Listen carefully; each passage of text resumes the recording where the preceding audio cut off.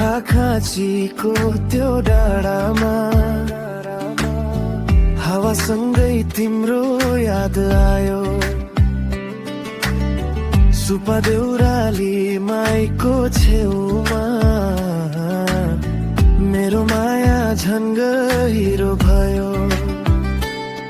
तिमी हाँसेको त्यो पल सम्झदा मन मेरो रमाउँछ।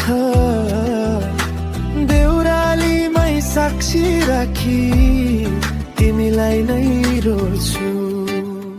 ओ मायालु तिमी मेरो सपना सुपा देउ